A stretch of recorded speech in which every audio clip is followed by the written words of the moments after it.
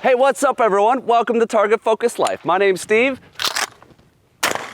and today I have the Winchester SXP pump shotgun. So if you're looking for a detailed and in-depth review, you've come to the right place. Let's go!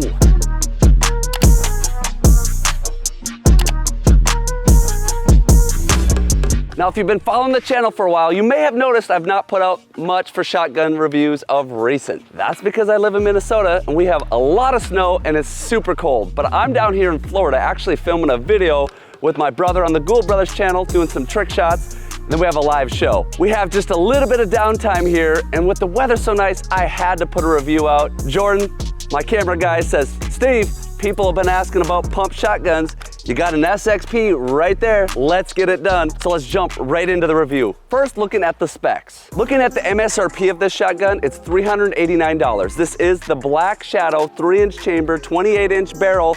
This is just kind of the plain basic model. Of course, I got my magazine tube extension on there. Please ignore that. That's for the exhibition shooting. But if you don't like this specific shotgun, don't worry. If you still want a pump shotgun, Winchester has 38 different variations of the Winchester SXP. They have camo options, they have hybrid hunter options that have Cerakoted receiver and barrel. They have a plethora of personal defense options. They have upland field models, they have trap compact models, youth models, bird and buck combination barrels, so you can use it for bird hunting and for shooting slugs, all sorts of options. But today we're gonna focus on this 12-gauge Black Shadow 3-inch chamber that I use for exhibitions. All the other ones are gonna pretty much be similar to this, just they look a little bit different. As I mentioned, this is a 3-inch. Some variations come in 3.5-inch.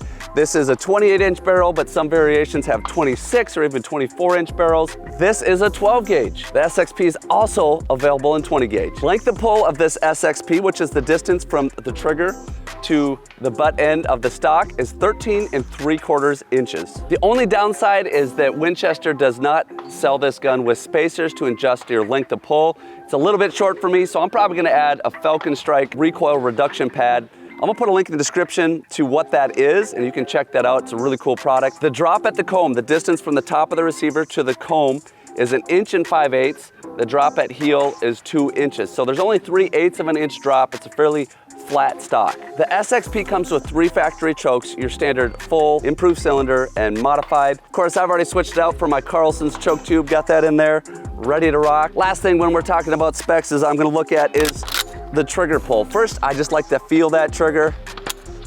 Not a lot of pre-travel. It's a little bit in there. That brake is nice and crisp, but a little hard feeling to me. We're gonna have to put that on the trigger scale and see how that comes out. I came up with an average pull weight of 7 pounds, 0.6 ounces. So the trigger's maybe a little bit heavy for me. I'd prefer it a little bit lighter, but it's not terrible. Next, we're looking at the ergonomics. That's the look, the feel, the function of the shotgun. A lot of things to like about this SXP. The grip texture, however, is maybe not quite sufficient for me. It feels good here on the pistol grip, but I like to go fast. When I'm running this shotgun, I wanna shoot as fast as I can, so I've actually put some grip tape on here to get a little bit more grip, because when your hands are either extremely dry or sweaty, it likes to slip. So I would love to see a little bit more texture on there. Downside of the texture is if you're ripping on it, you're gonna tear your hands up. The SXP has a crossbolt safety on the front side. Not my preferred location. The Winchester SX4, the semi-automatic gun, has it on the backside. That's where I prefer it. That's just a personal preference thing. When I hold the gun in my hands, it's a little front heavy.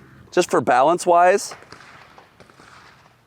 if you hold it here, balance is about there. A lot of shotguns balance will be back a little further. It's a little front heavy. Of course, this magazine tube extension is tipping that weight a little bit forward. Nothing to complain about there. Actually, even though I feel like it's a little bit short for me, it mounts up pretty nice. Of course, I've mounted this gun tens of thousands of times, so I just might be form fit to it. The forend though feels really good in the hands. It's got some contours to it so your hand can nestle nice in there. It does have a slightly raised rib. I enjoy a raised rib. I feel like on those flat ribs, I have a hard time getting my head down far enough. Could be my long neck, I don't know. Of course, this gun, as you can see, is a side eject. Trigger guard is nothing overly sized. I wish it was maybe slightly bigger, hard to get the fingers in there. The slide release is right there. Nice and easy to run. I never have trouble hitting that. Don't even need to look at it, just slap my hand on. tips right there. Some guns can be a little tricky with the slide release. This shotgun typically has a brass bead on it. A lot of years ago, I've had this gun for a long time. I don't even know how many years, but thousands and thousands and thousands of rounds. We replaced this, put on a different sight, but normally it's just a brass bead. Wanted to point that out. So overall ergonomics, I might be a little bit biased. I've had this gun in my hands a lot, but I think it feels really nice, especially at the price point. Nothing to complain about. As far as build quality, I'm not gonna talk much about that. There's nothing fancy about this particular shotgun. It's a sub $500 shotgun, but what I can tell you is that I've beat the tar out of this gun in every type of way that you can think of, and it's still holding up. The only thing that I've ever broken is every once in a while I'll break a slide. Reason being, I don't shoot normal. So I don't know how important a factor that is. Usually I break a slide because we're ejecting shells like that and really ripping sideways on those slides. But other than that, it's been a great performing gun, just a workhorse. I have really nothing to complain about build quality at the price point. But enough talking, let's get to some shooting. We're gonna look at recoil reliability. Now, of course, this is a pump shotgun. They shouldn't have as much issue with reliability because as long as you can pull those slides back and rip this thing open, it's gonna shoot. But one thing that's cool about the SXP that maybe a lot of people don't know, I'm gonna shoot this one-handed. Watch right here. It actually ejects the shell for you. All I have to do is bring the slide forward, fast shot, just like that. It's a pump shotgun, but it does half the work for you. I think that's pretty darn cool. Let's see what the recoil feels like. Wrap off a few rounds. Pretty moderate. I think the Influx recoil pad does a pretty good job. Again, I'm gonna throw a Falcon Strike on here, make it even better. One thing that's cool about a pump, reliability, not nearly the issue. Because sometimes like a semi-auto, if you shoot it from the hip, like you see me do or over the head, it's not gonna cycle. This gun, you could pretty much run from whatever direction you want.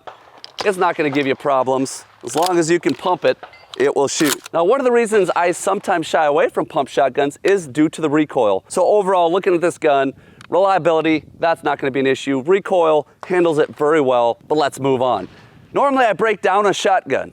I break down to show you how simple it is. Unfortunately, I have this mag tube on, and this shotgun isn't overly simple. There's a nut right here that requires a wrench to actually loosen it up. So it's a little bit more of a challenge to break down. So I'm gonna spare you that whole process. I just wanna give you a heads up. This won't break down quite as easy as a lot of guns. But you know what? Being a pump gun, it doesn't get as dirty because it's not recycling the gases like a gas gun would do. So it doesn't require quite as much cleaning. What I would do if this did require a quick clean is I would take my Otis ripcord, run it through the barrel. I would pop off the trigger guard, which is pretty simple, and I'd just do a quick spray out with some quick scrub, re-oil it, I'd be good to go. And part of the reason I want to skip breakdown is because it's beautiful out and I want to shoot. So let's get to some speed shooting to see how fast I can shoot 3 clays, individual shots with the Winchester SXP.